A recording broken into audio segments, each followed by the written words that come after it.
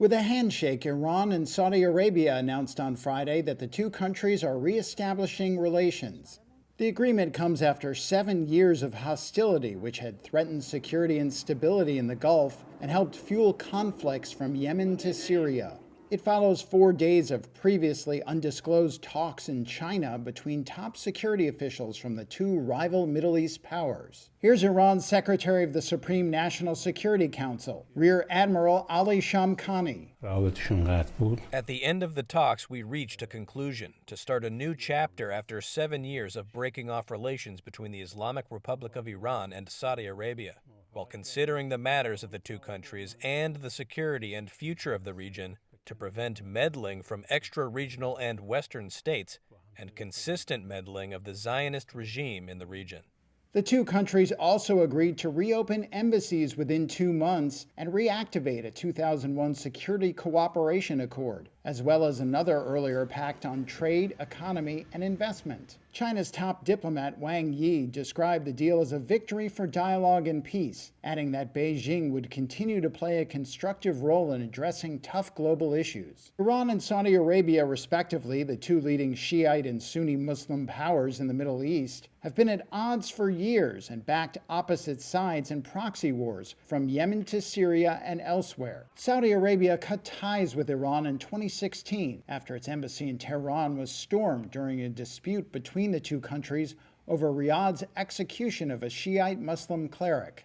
A senior Iranian official said that addressing the tensions with Saudi Arabia had become a top priority for Tehran in recent months and would help resolve long-running talks on Iran's nuclear program. I think that when it comes to this latest announcement from Saudi Arabia and Iran to restore diplomatic ties and reopen embassies within 2 months, it's important to remember why tensions are there in the first place and why the changes in the arenas in which these tensions have manifested have helped to facilitate this rapprochement. In Syria, there is no longer a concerted effort to oust Assad. Instead, there is an Arab normalization drive that includes UAE, Oman, Jordan, Egypt, Algeria, and Tunisia to bring Assad back into the fold. Moreover, there are cracks in the relationship between Assad and Iran as Iran becomes frustrated at the lack of tangible economic rewards for its efforts in rescuing Assad, leading to a belief in Arab capitals that with enough investment, finances, and the promise of international rehabilitation that Tehran and Moscow cannot offer, Assad can be pulled away from Iran. In Yemen, Saudi Arabia has revised its aims. Ousting Houthis from Sana'a no longer seems to be as important and objective as securing the southern border from their missile attacks on oil facilities. Riyadh is also not particularly enthusiastic about the alternatives that make up the internationally recognized government.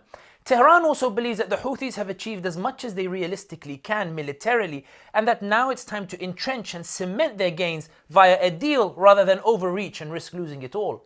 In Iraq, Tehran has been seen to be scrambling to keep the peace among its allies after a period of open rebellion by Muqtada Sadr, who raged at being denied permission by Tehran to form a government. In other words, the Iranian pincer on the kingdom that worried Saudi Arabia no longer looks as potent as it once did. More importantly, bin Salman's and Khamenei's priorities have changed. The Saudi Crown Prince is intent on focusing on securing breathing space to revamp his country's image and economy. Khamenei wants a break to recover from the protests that dealt a heavy blow to his authority. Both countries want space to breathe, to catch their breath, and that is what is allowing room for the resumption of ties. This is much more of a truce or a ceasefire than the beginning of something special. As for China, the credit given to them appears to be a gift from Riyadh and Tehran and a dig towards Washington rather than any genuine appreciation for mediation. Saudi and Iran were already talking to each other via Oman and even via Iraq and Qatar.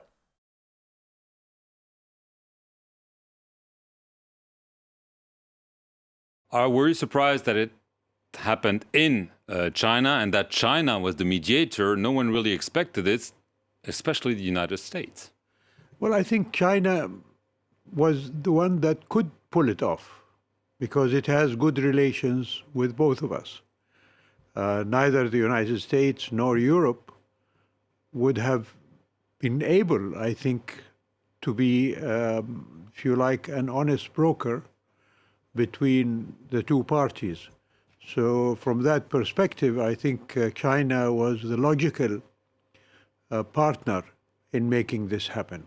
Will the Biden administration now be forced to reevaluate its standing in the region, with China obviously rising as a diplomatic and strategic player in the Gulf?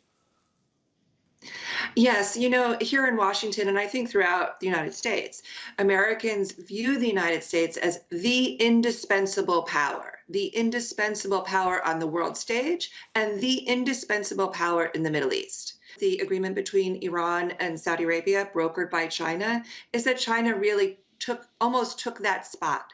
It made themselves, China is now really the indispensable power in the Middle East. That's just a fact. China has the money, it has the diplomacy, it has the wherewithal to become the indispensable player. And so in Washington, there's really, there's surprise. I don't think the Biden administration was ready for this development. I think there's concern that the Israelis were surprised. We saw Israeli Prime Minister Netanyahu quote unquote backgrounding reporters, but everybody here knows that it was Netanyahu criticizing the Biden administration directly, that it was Biden's weakness toward the Middle East that enabled this deal.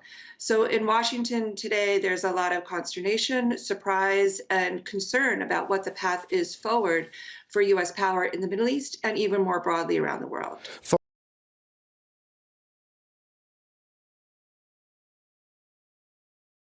Tell us what this restoration of ties means there in Iran. Are the country's hardliners and moderates in agreement on this restoration of diplomatic ties?